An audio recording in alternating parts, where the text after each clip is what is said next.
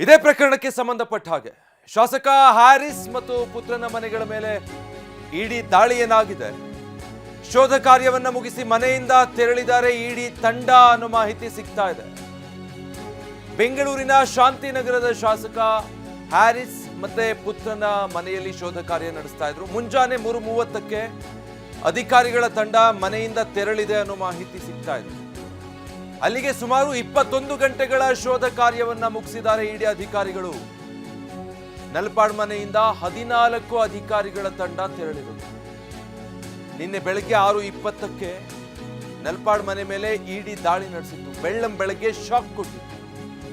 ಈ ದಾಳಿ ವೇಳೆ ಮಹತ್ವದ ದಾಖಲೆ ಮತ್ತೆ ಡಿಜಿಟಲ್ ಡಾಕ್ಯುಮೆಂಟ್ಗಳನ್ನೆಲ್ಲ ಜಾಲಾಡಿದ್ರು. ಪರಿಶೀಲನೆ ವೇಳೆ ಹಾರ್ಡ್ ಡಿಸ್ಕ್, ವಿದೇಶಿ ವ್ಯವಹಾರದ ಬ್ಯಾಂಕ್ ದಾಖಲೆಗಳೆಲ್ಲವನ್ನೂ ಕೂಡ ಅಧಿಕಾರಿಗಳು ವಶಕ್ಕೆ ಪಡ್ಕೊಂಡಿದ್ದಾರೆ ಅನ್ನೋ ಮಾಹಿತಿ ಇದೆ. ಜೊತೆಗೆ ಕರೆದಾಗ ವಿಚಾರಣೆಗೆ ಹಾಜರಾಗಬೇಕು ಅಂತ ಕೂಡ ಇಡಿ ಅಧಿಕಾರಿಗಳು ಸೂಚಿಸಿದ್ದಾರೆ. ಬರೋಬ್ಬರಿ 21 ಗಂಟೆಗಳ ಕಾಲ ಇಡಿ ಅಧಿಕಾರಿಗಳು ಇಡೀ ಮನೆಯಲ್ಲಿ ಏನೇನಿದೆ ಅನ್ನುವಂಥ ದಾಖಲೆಗಳ ಪರಿಶೀಲನೆ ನಡೆಸಿ ಮಹತ್ವದ ದಾಖಲೆಗಳನ್ನು ಕೊಂಡೊಯ್ದಿದ್ದಾರೆ. 12 ಕಡೆಗಳಲ್ಲಿ ದಾಳಿಯಾಗಿತ್ತು. ಒಂದು ಕಡೆ ಮಾತ್ರ ನಿನ್ನೆ ದಾಳಿಯಾಗಿತ್ತು. ಇನ್ನು 11 ಕಡೆಗಳಲ್ಲಿ ದಾಳಿ ಮುಂದುವರೆದಿತ್ತು.